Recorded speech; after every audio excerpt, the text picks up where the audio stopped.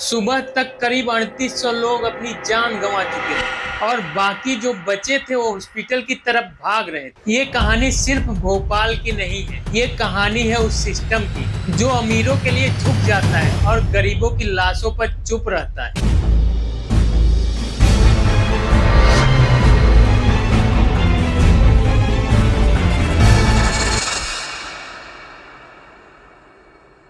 रात के करीब 1 बज रहे थे।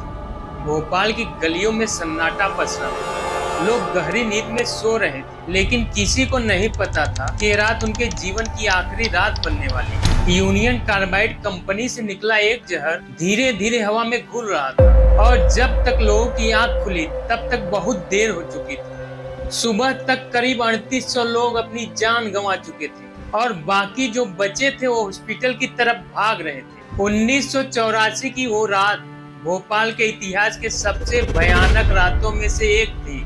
लेकिन सवाल ये है, क्या ये सिर्फ एक एक्सीडेंट था या फिर जानबूझ करके की गई लापरवाही? आखिर क्या हुआ था उस रात जिसने हजारों जिंदगियों को निगल लिया? तो आइए शुरू से समझते हैं। ये कहानी शुरू होती है एक अमेरिकी केमिकल फैक्ट्री से, यूनियन कार्बाइड कॉरपोरेशन।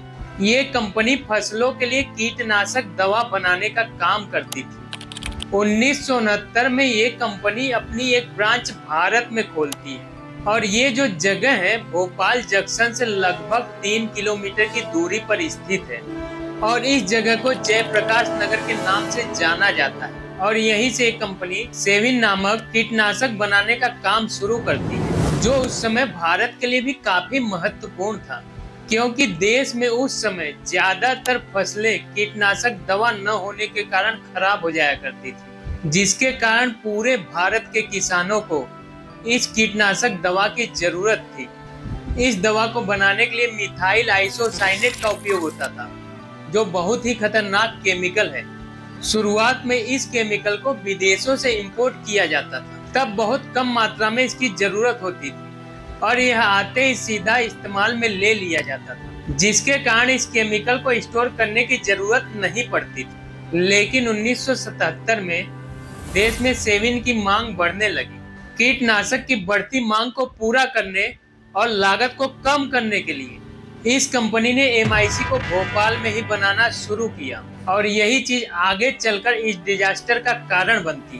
भोपाल के इस यूनियन कार्बाइड प्लांट में एमआईसी को स्टोर करने के लिए 3 बड़े टैंक बनाए गए थे। एमआईसी एक बहुत ही खतरनाक केमिकल था, जिसे बेहद कम टेम्परेचर और दबाव में टैंकों में रखा जाता था ताकि उसका रासायनिक रिएक्शन न हो और गैस नियंत्रण में रहे। इन टैंकों में गैस को ठंडा रखकर प्रेशर में स्टोर किया जाता था। लेकिन 1980 के दशक में और भी कंपनियां मार्केट में आती हैं, जिससे कंपटीशन बढ़ने लगता है, जिसकी वजह से इस कंपनी को नुकसान होने लगता है।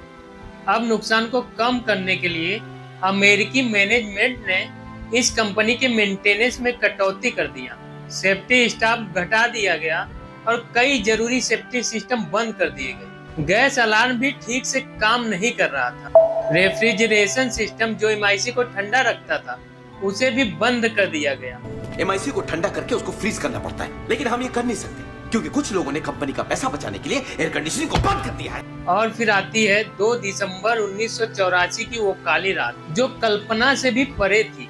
रात करीब 11 बजे के आसपास एक वर्कर को इस टैंक में प्रेशर बढ़ता हुआ महसूस होता है और जब यह बात वो अपने सुपरवाइजर को बताता है तो सुपरवाइजर इसे सामान्य कहकर टाल देता है। दरअसल किसी पाइप से पानी टैंक के अंदर चला गया और जब पानी एमआईसी के संपर्क में आया, एक भयानक केमिकल रिएक्शन शुरू हो गया और तेज गर्मी पैदा हुई। टैंक का प्रेशर खतरनाक स्तर तक पहुंच गया और फिर रात के करीब 12:30 बजे इस टैंक का सेफ्टी वाल्व फट जाता है और करीब 40 टन गैस हवा में घुल जाती है और कुछ ही मिनटों में लोगों की आंखों में जलन शुरू हो जाती है, श्वास लेने में तकलीफ होने लगती है, बच्चे चीखने लगते हैं, जानवर इधर से उधर भागने लगते हैं। लोगों को शुरू में समझ ही नहीं आता कि हो क्या रहा है। सुबह तक सड़कों पर लाशों का अंबार लग जाता है। कई लोग सोते सोते मर गए, कई भागते भागते गिर पड़े और जो बच गए वो जिंदगी भर के लिए बीमार हो गए।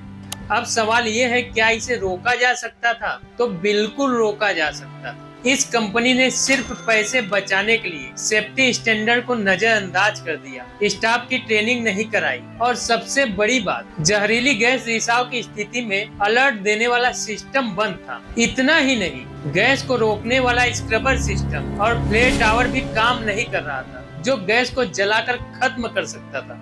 और 2 दिसंबर की रात से लेकर 3 दिसंबर की सुबह तक भोपाल में जो हुआ वो इतिहास का सबसे भीषण औद्योगिक दुर्घटना बन गया। सरकारी आंकड़ों के मुताबिक इस गैस कांड में 3787 लोगों की तुरंत मौत हो गई, लेकिन स्थानीय संगठनों और रिपोर्ट के अनुसार मरने वालों की संख्या 15,000 से भी ज्यादा थी। और इस दुर्घटना में करीब 5 लाख से ज्यादा लोग प्रभावित हुए, जिनमें से कई आज भी बीमारियों से जूझ रहे हैं। पर इन सबका असली जिम्मेदार कौन था? जैसे जैसे मामले की जांच शुरू हुई, सामने आया कि यूनियन कार्बाइड के टैंक ओवरफिल थे, सेफ्टी स्टाफ की भारी कमी थी, जरूरी सेफ्टी सिस्टम को या तो बंद कर दिया गया था या वो खराब पड़े थे। यूसीसी को पहले से चेतावनी दी गई थी, लेकिन फिर भी कुछ नहीं किया गया।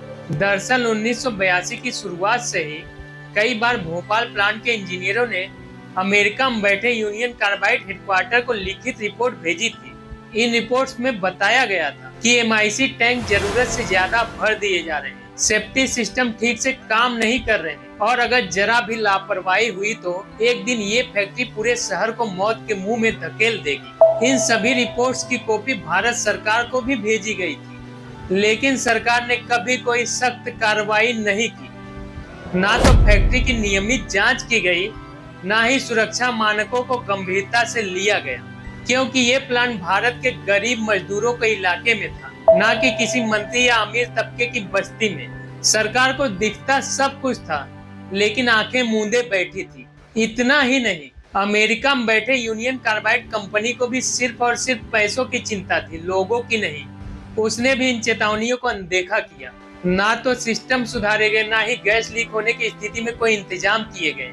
वारन एंडरसन, जो कि उस समय यूनियन कार्बाइड के सीईओ थे, वो हादसे के 4 दिन बाद भारत आते हैं, लेकिन उन्हें कुछ ही घंटों में वीआईपी ट्रीटमेंट के साथ जमानत पर रिहा कर दिया जाता है और फिर वो भारत से हमेशा के लिए भाग जाते हैं। अब इसके बाद भारत की न्याय प्रक्रिया देखिए। 1989 में भारत सरकार और यूनियन कार्बाइड के बीच $470 मिलियन में समझौता हो जाता है, लेकिन ध्यान दीजिए, ये राशि हर पीड़ित पे औसतन सिर्फ और सिर्फ 25,000 रुपए बैठती है, जिससे न तो किसी का ठीक से इलाज हो पाया और न ही पुनर्वास हो पाया। आज भी हजारों लोग कैंसर, अंधापन, श्वसन रोग और मानसिक बीमारियों से जूझ रहे हैं।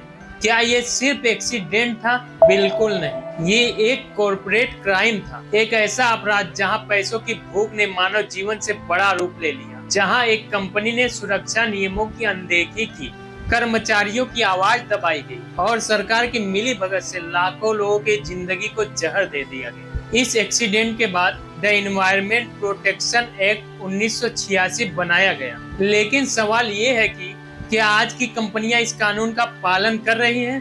क्या आज की सरकारें कॉर्पोरेट के आगे मजबूर नहीं है? और सबसे बड़ा सवाल, क्या कभी भोपाल को सच्चा इंसाफ मिला? ये कहानी सिर्फ भोपाल की नहीं है, ये कहानी है उस सिस्टम की जो अमीरों के लिए झुक जाता है और गरीबों की लाशों पर चुप रहता है। दिखावे के लिए कुछ भी हो, पर हमारे देश की असली सच्चाई यही है। प्रशासनिक भ्रष्टाचार के आगे हर कोई नतमस्तक है। वीडियो पसंद आया हो तो वीडियो को लाइक और चैनल को सब्सक्राइब कर दीजिएगा। जय हिंद, जय भारत।